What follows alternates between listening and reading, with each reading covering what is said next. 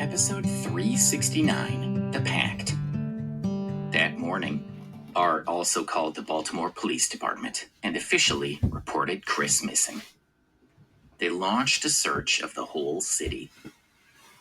After a sleepless night's deliberation, Art also began to wonder if the Clifton family were somehow involved in Chris's disappearance.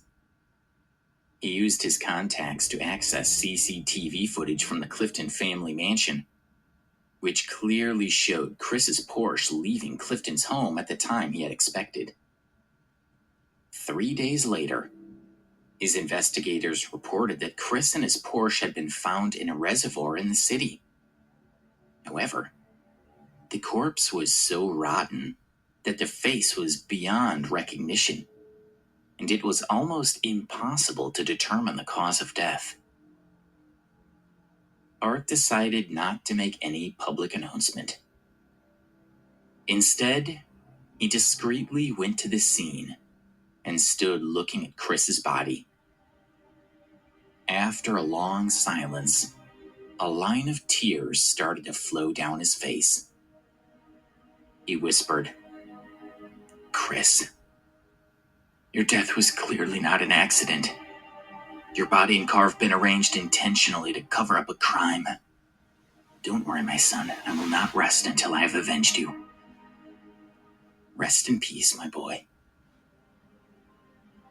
His heart was overwhelmed with sadness and rage as he reached down and closed Chris's eyes. Meanwhile, at the Clifton mansion, everything seemed to be quiet and peaceful. But in truth, the family were preparing themselves for combat. All kinds of defenses had been put in place, particularly around Jessup, who felt secure and happy. He had taken a little time off work and had been able to spend a couple of days relaxing. He had spent the time pottering in his garden, tending his flowers and feeding the birds. To add to his contentment, he had been accompanied by Debbie, who he felt was both intelligent and sensible. He felt very satisfied with both his business and his family.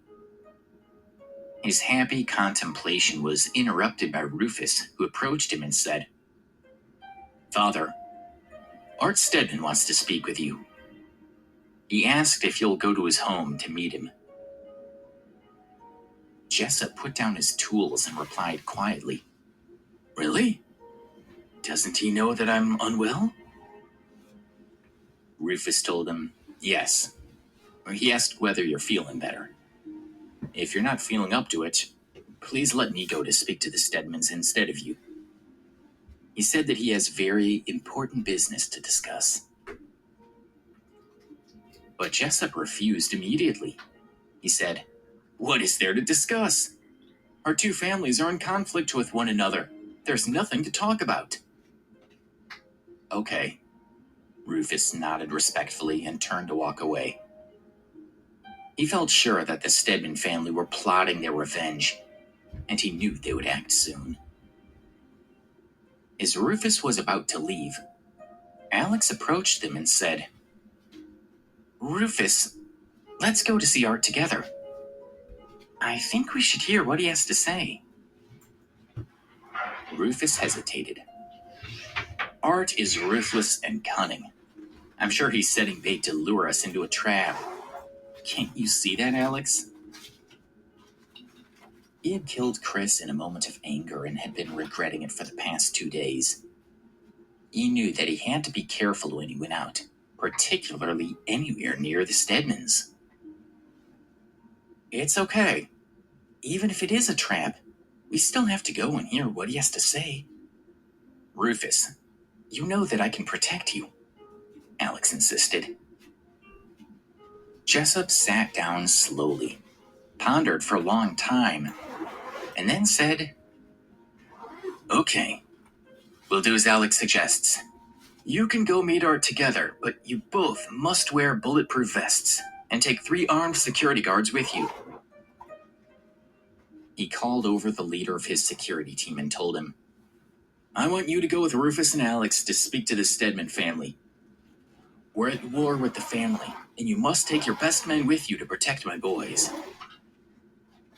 The man agreed and immediately left to organize the protection. In a heavily guarded courtyard at the Stedman family home, Art was sitting drinking a cup of tea. He was so deep in thought that initially he didn't notice that Rufus and Alex had arrived. His PA gently patted his shoulder and told him, "Mr. Stedman, Mr. Clifton, and Mr. Ambrose are here." Art was jolted out of his contemplations. He said calmly, "Rufus, have you really dared to come here?" Rufus's face turned white when he realized that Art knew that he was responsible for Chris's death. His legs trembled a little as he replied, "Yes, I've come to speak with you." "Good. I want to talk to you." Art put down his cup, turned around, and glared at Rufus. His eyes were full of hatred, and Rufus's chest started to pound. "Mr. Stedman, what do you want to talk to me about?" Rufus asked bravely. Art and Jessup were of a similar status. Rufus understood the power that Art possessed and was justified in feeling afraid of him. "Why shouldn't we have a civilized conversation?" Art suddenly laughed. "In this world, enemies and friends are not absolute.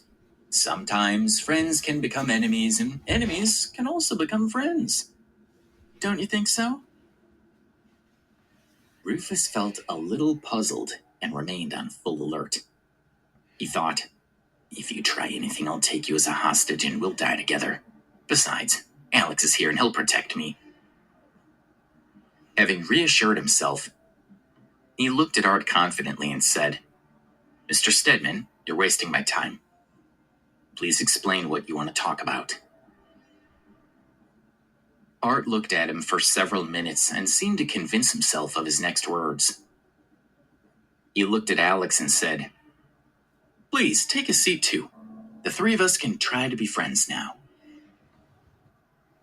Alex was calm as he replied, "I'm fascinated to hear you say that, Mr. Stedman. I agree. Why shouldn't we be friends? Life is short. Why should we keep fighting and killing people every day? Isn't it better to drink together instead?" "Well, I'm glad that you agree. You're a young man that I admire very much. I believe that you will achieve great success in the future. Perhaps you'll even surpass myself or your father." He spoke so earnestly that a stranger listening in would not be able to tell that they were enemies at all. Although Alex was only there to protect Rufus, Art ignored Rufus and kept talking to Alex. "Alex, I won't beat around the bush. Someone wants to kill you, and I can help you find them." "Oh, so you know who was behind the recent bombings?" Alex asked. "Yes. The Blood Brothers have been occupying the Shamrock Hotel for several weeks. Apparently, they wanted to invest in Baltimore. They're very ambitious and want to expand on the East Coast." Art replied as he handed Alex a business card with an address on it. "Why are you telling me this? Aren't the Blood Brothers your allies?" Alex asked suspiciously. "Alex, don't ask so many questions. I'm looking out for myself," Art said impatiently. "I'm also willing to use my power to protect you. I can find out who's helping the Blood Brothers in Baltimore. I believe that as long as we work together, we can beat them." "Well, Mr. Stedman, I accept your offer." Alex stood up and said, "Goodbye then." Art turned away, and Alex and Rufus were escorted off the Stedman property. Rufus was very anxious, and as they walked away, he asked Alex, "Do you believe what he said? Are the Blood Brothers really expanding into Baltimore?" Alex ignored his questions but said, "You go back now and tell Mr. Clifton what's happening. He'll know what to do. Tell him that I will go to the Shamrock Hotel tonight.